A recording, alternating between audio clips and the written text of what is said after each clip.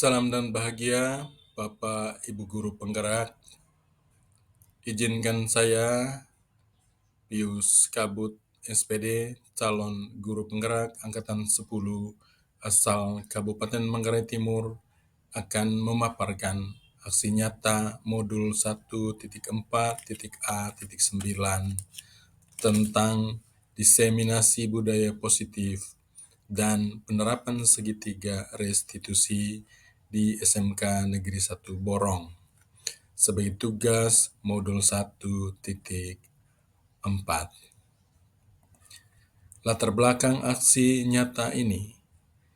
Selama ini, para murid bertindak untuk mengikuti aturan sekolah karena untuk menghindari hukuman dan bukan atas kesadarannya sendiri, sehingga budaya positif sekolah tidak berjalan efektif.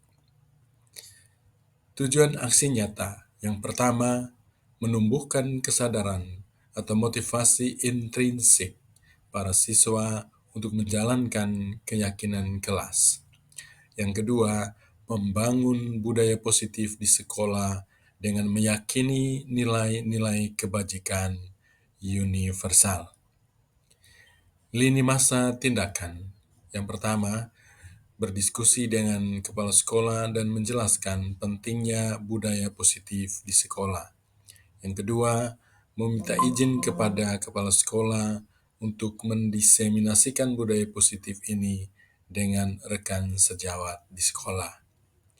Yang ketiga, mengumpulkan para guru untuk mengikuti diseminasi tentang budaya positif. Dan yang keempat, menangani siswa yang bermasalah dengan metode segitiga restitusi. Dukungan yang dibutuhkan dalam aksi nyata ini yang pertama tentunya dukungan dari kepala sekolah untuk terus memantau budaya positif di sekolah dan kolaborasi dengan rekan sejawat agar budaya positif ini bisa diimplementasikan. Yang kedua, kerjasama dengan orang tua agar bisa menanamkan budaya positif di sekolah. Berikut adalah aksi nyata diseminasi budaya positif yang disampaikan dalam kegiatan diseminasi dengan rekan sejawat saya di SMK Negeri 1 Borong. Teman-teman, sahabat guru hebat yang hari ini boleh bersedia untuk menjadi bagian dari aksi nyata kami dalam pendidikan guru penggerak khususnya untuk modul budaya positif, dan aksi nyata nanti kami harus melakukan diseminasi atau sosialisasi kepada warga sekolah. Seperti itu, kemudian nanti full video kami harus menunjuk ke PMN, kemudian linknya ditaruhkan di LMS sebagai bukti. Dan ini salah satu yang wajib, karena budaya positif itu salah satu kampanye dari Kementerian Pendidikan supaya seluruh sekolah di Indonesia menghilangkan kekerasan di lembaga pendidikan. Dan sebagai nantinya kita diharapkan untuk bisa melakukan restitusi dalam penanganan masalah siswa. Demikian yang berat semuanya. Memang untuk bisa bersabar dulu sebentar.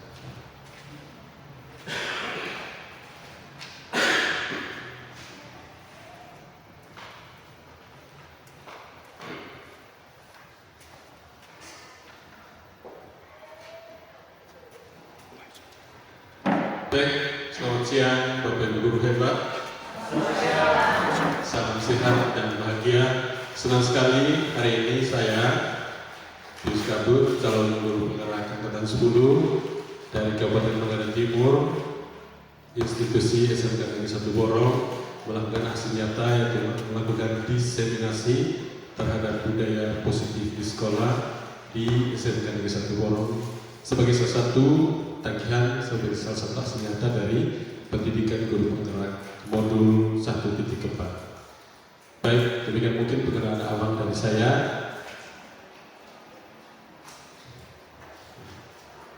Baik, sudah ini. Baik, Bapak-Ibu bisa minta untuk kita sedikit berdiri dulu. Kita saling menghadap satu sama lain. Dan minta untuk saling senyum sama lain. Baik. Oke, baik. Terima kasih. Silakan dulu kembali. Baik, sebelum kita mulai, Ibu, ada kesepakatan biasa. Dan sebelum kegiatan itu biasanya ada kesepakatan. Dan diantaranya ini yang saya sudah buat. Yang pertama, kita saling menghargai siapapun. Sepakat jawab BB. Kemudian yang kedua, menjadi pendengar yang baik. Artinya bukan dilarang untuk tidak berinteraksi. Nanti ada kesempatan untuk interaksi. Kalau misalnya Bapak Ibu guru bisa mau menambahkan kesepakatan yang lain, mungkin boleh ditambahkan. Ada?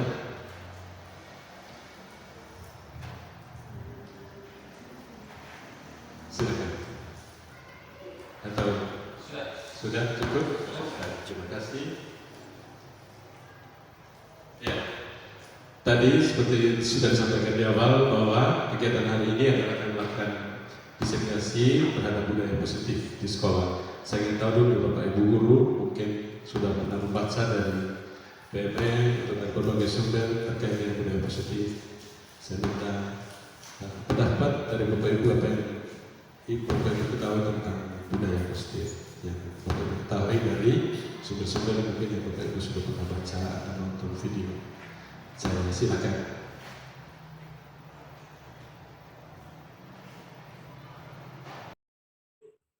Institusi SMK Negeri 1 Borong melakukan aksi nyata yang dapat melakukan diskriminasi terhadap budaya positif di sekolah di SMK Negeri 1 Borong sebagai salah satu kajian salah satu aksi nyata dari pendidikan guru kelas modul 1 di tempat. Baik, demikian mungkin keterangan awal dari saya.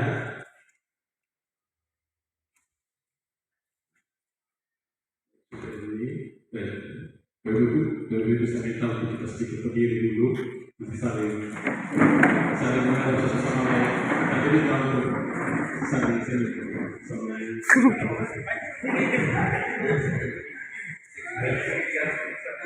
Oke, terima kasih sudah hadir kembali. Baik, sebelum kita mulai itu kesepakatan biasa sebelum kesepakatan dari yang pertama ini sudah buat. Yang pertama kita saling menghargai sepakat jawab BP. Kemudian yang kedua menjadi pendengar yang baik. Artinya kita dilarang tidak berinteraksi, tidak ada kesempatan berinteraksi. Kalau misalnya waktu itu guru menambahkan kesepakatan yang lain, boleh ditambahkan? Ada?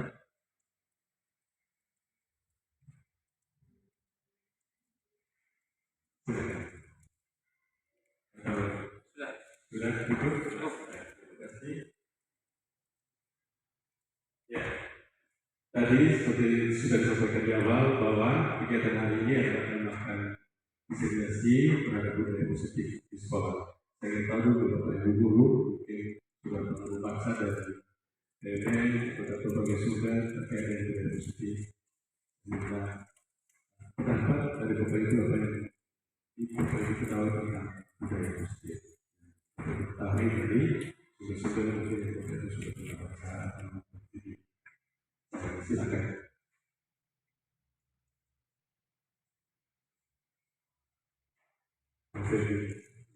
Budaya positif adalah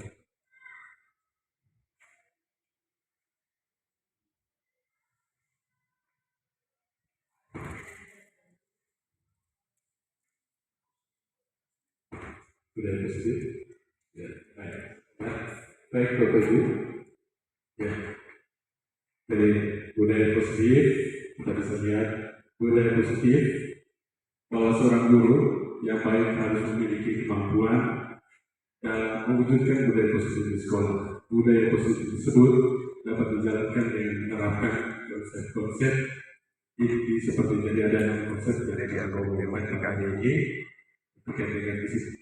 Budaya positif itu yang pertama adalah disiplin positif, yang kedua motivasi perilaku manusia, yang ketiga keyakinan sekolah atau kelas. Kalau selama ini yang kita buat adalah peraturan kelas. Sekarang keyakinan kelas.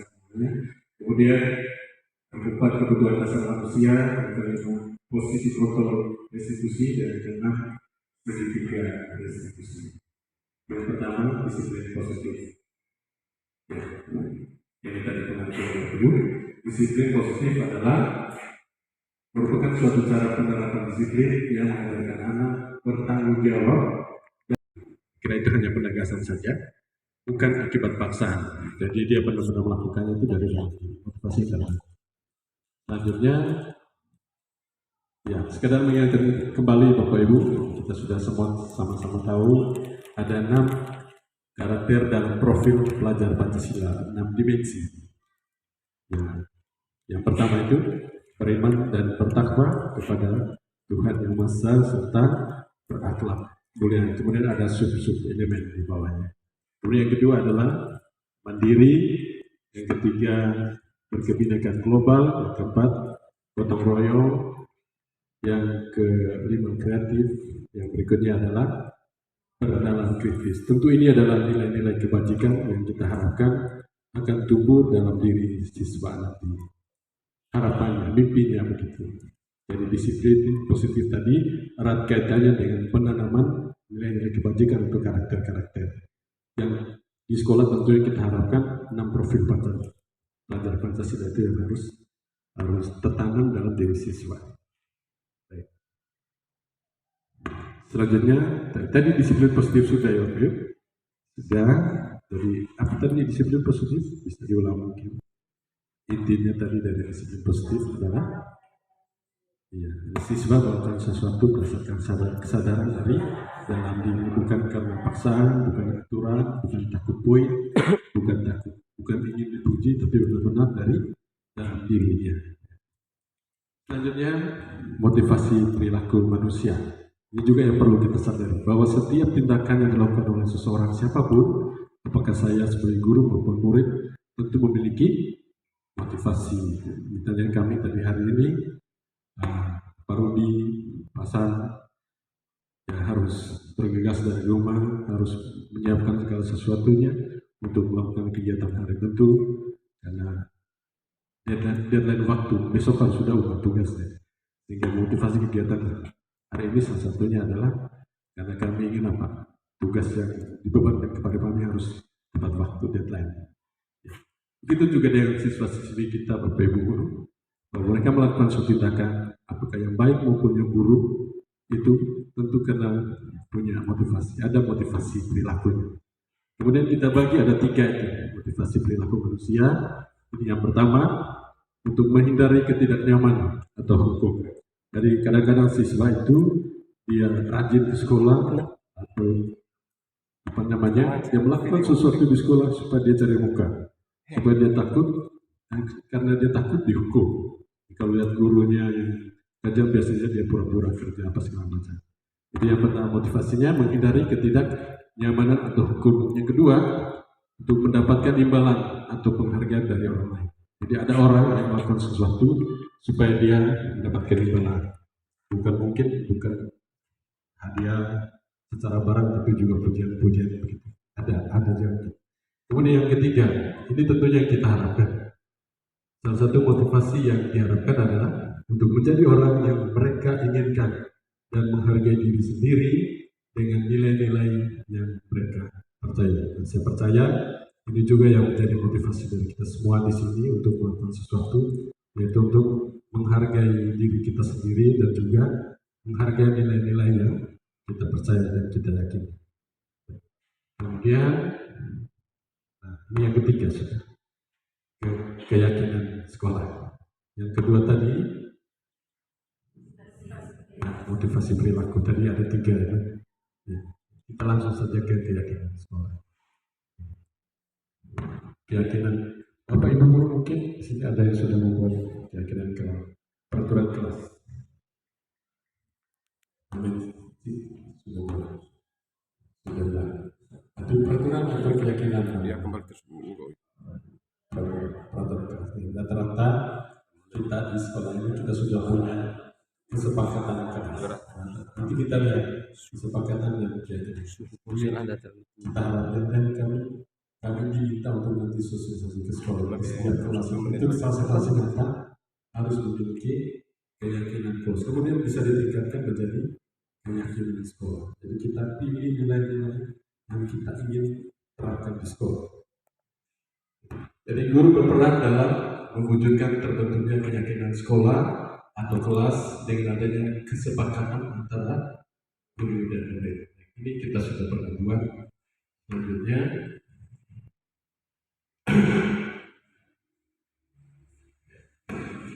keyakinan sekolah atau kelas berupa pernyataan-pernyataan universal yang mudah diingat dan dipahami dan harus diterapkan di lingkungan di sekolah. Diharapkan isi dari keyakinan sekolah itu singkat-singkat, sifatnya universal saja. Jadi, supaya nanti siswa itu gampang ingat. Sehingga kita ketika kita menanyakan, kamu ingat yang kita punya keyakinan? Salah satunya apa? Ya akan mudah ingat.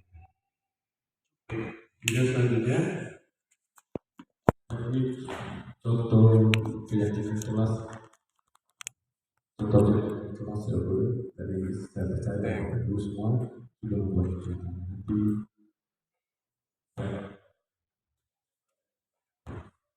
ya.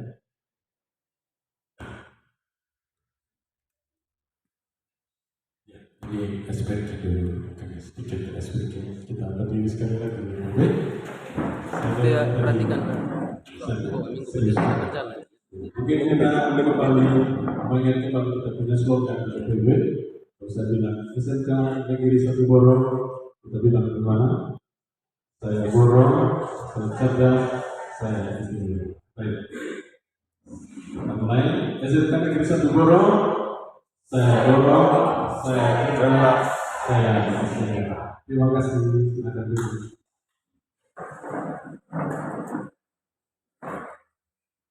Baik, Bapak Ibu, kita lanjut ke materi berikutnya. Yang keempat yaitu kebutuhan dasar manusia. Jadi manusia itu singkat-singkat, sifatnya universal saja. Jadi supaya nanti siswa itu gampang ingat. Sehingga kita ketika kita menanyakan, kamu ingat yang kita punya keyakinan? Salah satunya apa? Ya akan mudah ingat. Kemudian selanjutnya, ini contoh keyakinan kelas. Contoh keyakinan kelas ya boleh. Dari saya percaya bahwa semua sudah membuat keyakinan. Nanti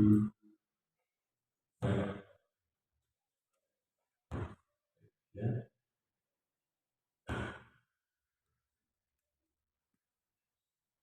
Ini SPK dulu, sedikit SPK kita berdiri sekali lagi. Saya perhatikan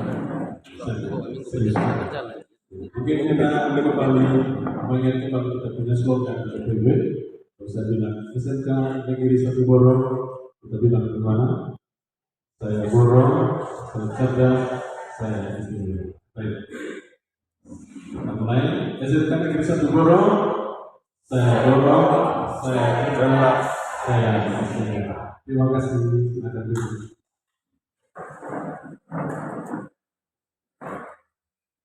Baik, Bapak Ibu, kita lanjut ke materi berikutnya. Yang keempat yaitu kebutuhan dasar manusia. Jadi manusia, kadang-kadang kita berusaha sendiri juga. Saya langsung, saya punya murid itu, saya tidak memperhatikan. Sebenarnya ada kebutuhan yang ingin dia penuhi, cuma tidak dipenuhi. Akhirnya dia terbawa dalam pola perilaku dia, misalnya dia mengancam gurunya, dia terlambat, dia bolos, dia melakukan suatu tindakan di sekolah. Sebenarnya ada kebutuhan dasar yang tidak dipenuhi pada diri siswa. Maka kita perlu mengetahui kebutuhan dasar manusia. Kemudian, ketika seorang murid melakukan sesuatu perbuatan yang bertentangan dengan nilai kebajikan atau melanggar peraturan, hal itu sebenarnya dikarenakan mereka gagal memenuhi kebutuhan dasar. Jadi kebutuhan dasar manusia itu Bapak Ibu mungkin juga sudah pernah baca di modul BMM juga ada 5. Yang pertama adalah kebutuhan untuk bertahan hidup. Dia kebutuhan akan kasih sayang dan rasa diterima. Yang berikutnya kebutuhan akan penguasaan. Ternyata menjajah orang, menguasai orang itu juga suatu kebutuhan. Yang berikut kebebasan. Ini pasti orang ingin bebas, ingin lepas, itu kebutuhan. Selanjutnya kebutuhan akan kesenangan.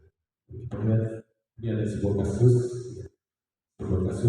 Ibu Maria ini adalah seorang kelas yang menghadapi puluhan siswanya. Siswanya itu biasanya dia punya dia selalu berulang-ulang kasusnya ketika di kelasnya ini biasanya mereka punya kebiasaan untuk bawa jajan dari rumah. Nah, si Tommy ini dia punya kebiasaan dia tidak membawa jajan ataupun bawa kadang satu hari bawa, besok tidak bawa, tapi dia punya perilaku adalah dia suka mengganggu teman yang lain ya sedang makan jajan. Jadi biasanya dia suka akan mengganggu itu. Ini berulang-ulang terus, bahkan sudah dilaporkan kepada balai kelas kepada Ibu Maria.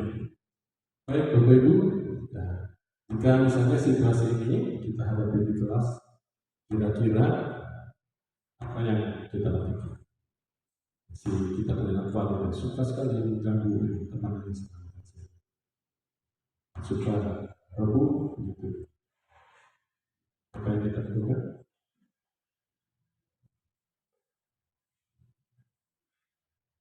Silakan.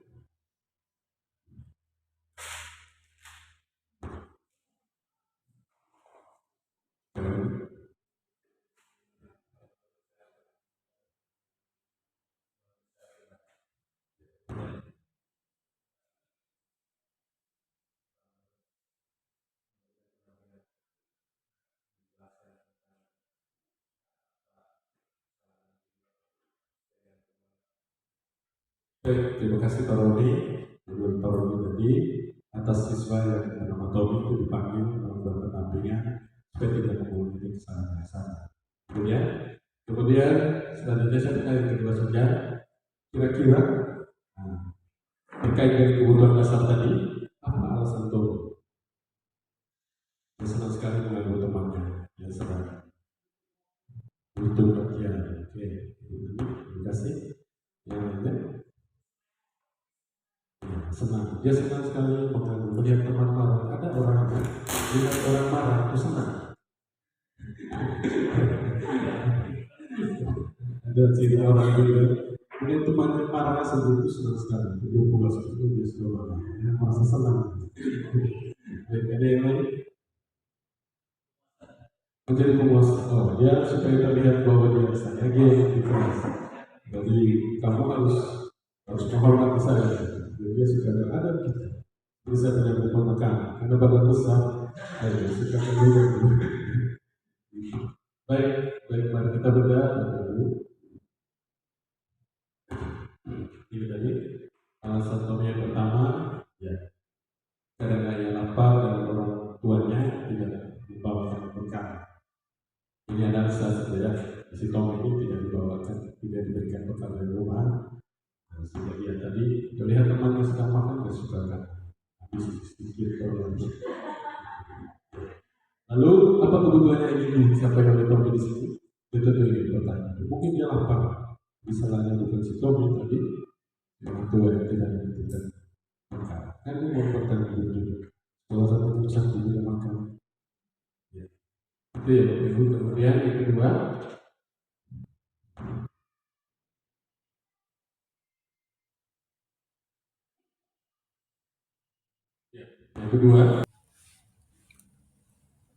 Aksi nyata 2, penerapan segitiga restitusi dalam penanganan masalah siswa. Segitiga restitusi merupakan sebuah strategi yang dapat dilakukan sebagai proses menciptakan kondisi menuntun murid untuk memperbaiki kesalahan yang mereka lakukan. Tahapan dalam segitiga restitusi ada 3. Yang pertama, menstabilkan identitas. Yang kedua, validasi tindakan yang salah. Dan yang ketiga, menanyakan keyakinan. Pada tahapan menstabilkan identitas, bahwa berdasarkan prinsip membuat kesalahan adalah bagian dari proses pembelajaran. Yang kedua, menggeser identitas gagal ke identitas sukses. Yang kedua, tahapan validasi tindakan yang salah. Beberapa poin yang perlu diperhatikan bahwa yang pertama, berdasarkan prinsip setiap perilaku berupaya memenuhi suatu kebutuhan tertentu. Yang kedua, guru akan bergeser dari pemikiran stimulus respon menjadi proaktif. Dan yang ketiga, mengenali dan mengakui kebutuhan murid akan memperbaiki hubungan dengan murid. Tahapan yang ketiga adalah menanyakan keyakinan. Murid akan memberikan pertanyaan-pertanyaan bermakna untuk memunculkan motivasi secara intrinsik. Kemudian, mampu mengaitkan keyakinannya dengan tindakan yang salah. Contoh kasus 1, siswa datang terlambat dan belum mengumpulkan tugas. Pada pembelajaran bahasa Inggris di kelas 10 TKJ 1, sekolah saya tempat mengajar, pada hari Kamis tanggal 23 Mei 2024, siswi atas nama Ajeng datang terlambat dan masuk kelas tanpa mengetuk pintu terlebih dahulu, langsung menerobos masuk. Saat itu, saya sendiri sedang menjelaskan dan mengklarifikasi tugas para siswa yang seharusnya pada Kamis yang lalu dikumpulkan. Akan tetapi pada hari Kamis, tanggal 23 Mei, sekolah mengikuti gebiar SMK di Kabupaten Manggarai Timur, sehingga kelas 10 TKJ 1 diberikan tugas untuk melanjutkan membuat tugas presentasi recount text dengan menggunakan aplikasi Canva di rumah sebagai tugas mandiri. Segitiga restitusi untuk kasus 1, Ajeng terlambat masuk kelas bahasa Inggris dan tugas yang diberikan belum dibuat sama sekali, sehingga waktu penilaian dia tidak dapat menunjukkan hasil pekerjaannya. Lalu, saya mulai menangani masalah siswa ini dengan segitiga restitusi. Yang pertama, menstabilkan identitas. Dalam dialog, setiap orang bisa berbuat kesalahan dan ada 1000 alasan kenapa melakukannya.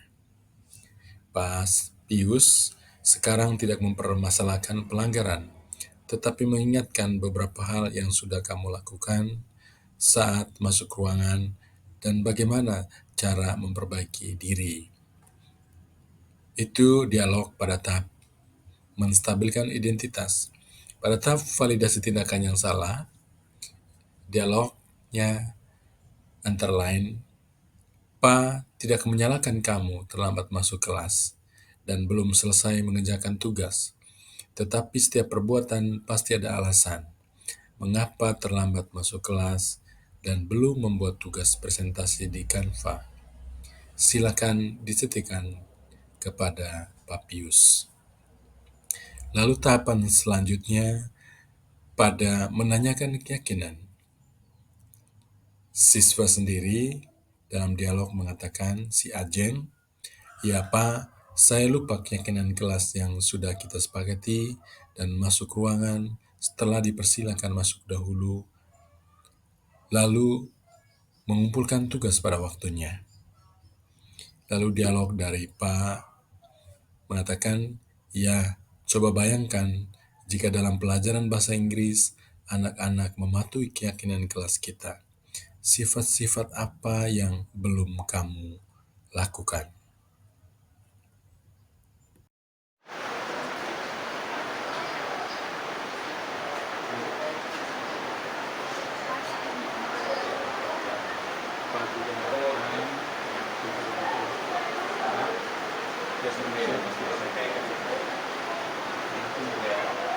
Sekarang kalau kita Pak harapan kami dulu terbuka dan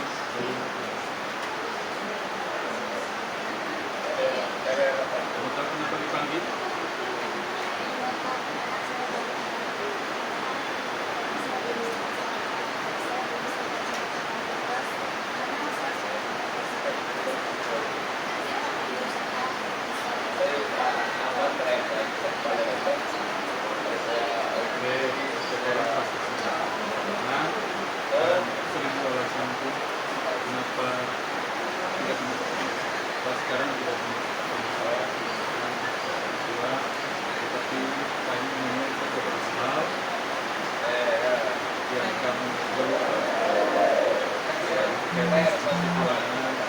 dan bagaimana caranya.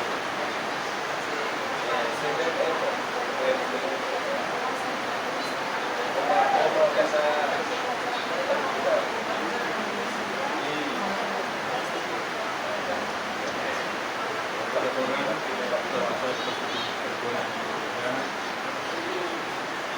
setiap orang pasti bisa mengalami sesuatu dan kamu pasti punya cara kedua hal itu bisa terjadi.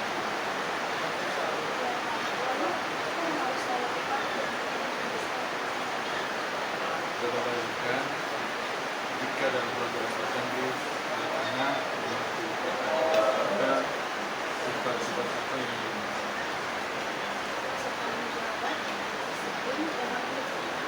Setelah untuk merubah diri sebagai berkata atau kegiatan apa yang dilihat di apakah boleh? Coba kamu berkata kegiatan berdasarkan urutan waktu pada lembaran pertama yang akan diserahkan. Apa akan diserahkan? Ya.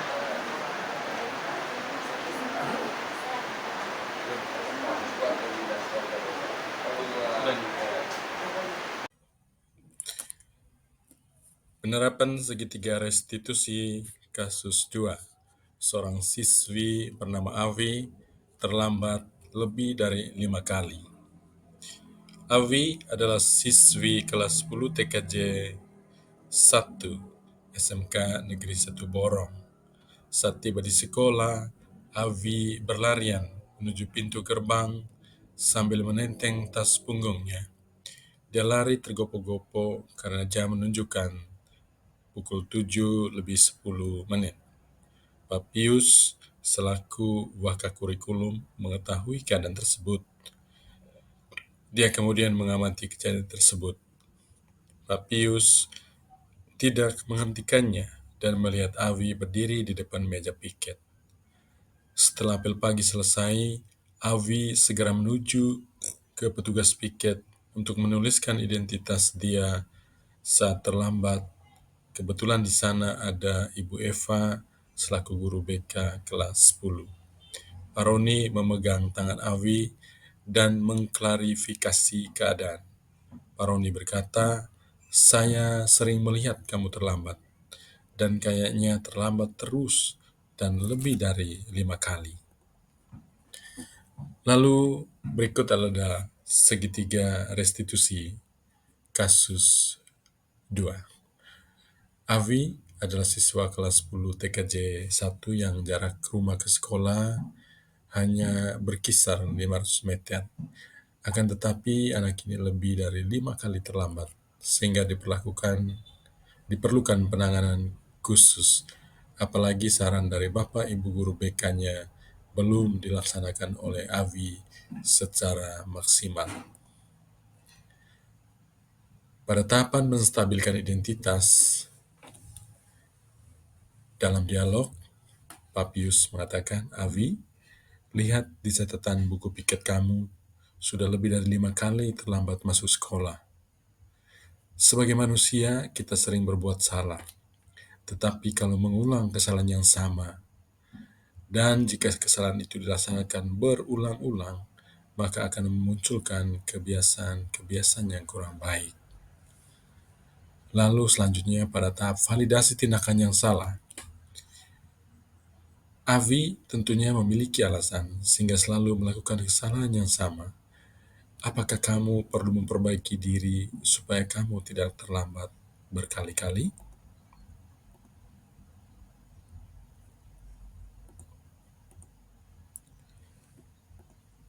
Pada tahap yang ketiga adalah menanyakan keyakinan. Dalam dialog, "Oke, baiklah, sudah ketemu solusinya.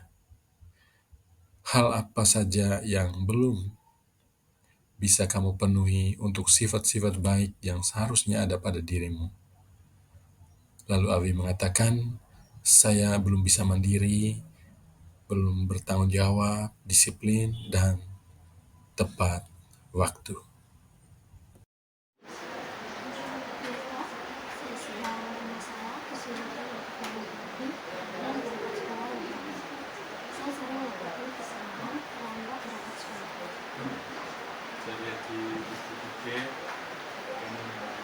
kesalahan.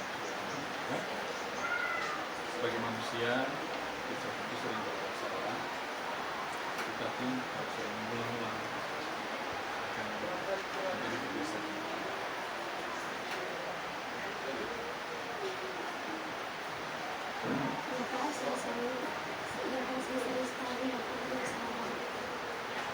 Apa boleh ceritakan kenapa kamu pasti memiliki alasan kenapa kamu Saya bangun kesiangan, dan saya lama, dan saya main HP dulu.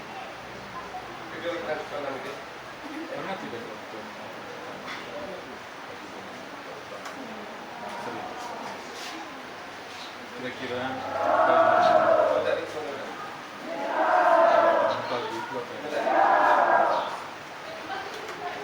Saja di kantor, menyetel alarm, dan membaca baca yang kedua itu hafal, harus menyetel alarm, dan juga minta bantuan orang tua. Ya, baiklah, kita sudah ketemu solusinya. Hal apa saja yang bisa kamu penuhi sifat baik yang harusnya ada. saya berusaha mandiri, berpengalaman, kalau disiplin, Baik, baiklah, syukur kamu sudah menemukan solusinya. Harus menjalani hidup ini lebih sering. Mari kita mulai dengan membuat kamu tidak kamu bisa.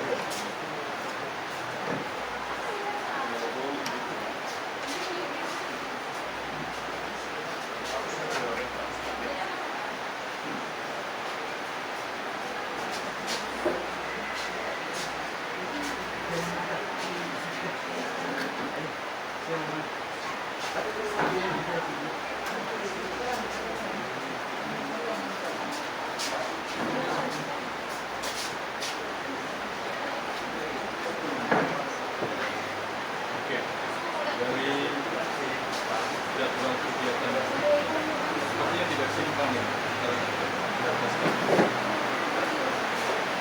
Tidak seimbang.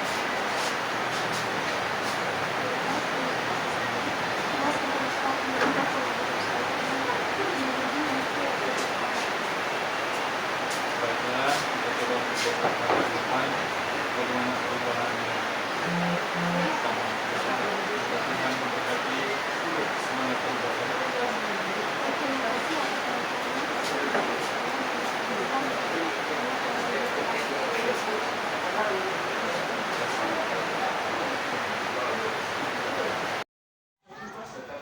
Perkenalkan, nama saya Azia, saya dari kelas 10 TKJ 1. Saya memberikan testimoni penanganan masalah yang dilakukan oleh Pak Pius sebagai calon guru penggerak. Saya sangat bersyukur karena saya kesulitan belajar dalam mengerjakan tugas, tetapi Pak Pius membantu menguatkan saya sehingga saya bisa percaya diri dan mandiri untuk mengerjakan tugas dan tidak terlambat lagi pada masuk kelas. Perkenalkan, nama saya Avi. Saya siswa dari kelas 10 TKJ 1 memberikan testimoni terhadap penanganan masalah ketidakdisiplinan yang saya lakukan di sekolah ditangani oleh Pak Pius sebagai guru pembimbing. Saya sangat bersyukur masalah keterlambatan bisa diperbaiki dengan disiplin diri, mandiri, dibantu membuat jadwal kegiatan, menyetel alarm, dan kesabaran guru pembimbing. Refleksi. Segitiga restitusi adalah pendekatan revolusioner dalam dunia pendidikan yang bertujuan menciptakan lingkungan sekolah yang lebih inklusif, mendidik, dan berorientasi pada pemulihan ketimbang hukuman. Konsep ini mengajarkan untuk selalu fokus pada solusi, bukan masalah. Dengan menerapkan segitiga restitusi, guru dapat membantu siswa memperbaiki kesalahan mereka dan belajar dari pengalaman, sehingga mereka dapat kembali ke kelompok mereka dengan karakter yang lebih kuat. Seperti yang dialami oleh siswi Ajeng dan Avi yang saya tangani. Setelah melakukan segitiga restitusi, siswa diharapkan tentunya bisa lebih mandiri, bertanggung jawab, disiplin, kreatif, dan inovatif. Demikian paparan saya, semoga dapat bermanfaat. Salam guru penggerak.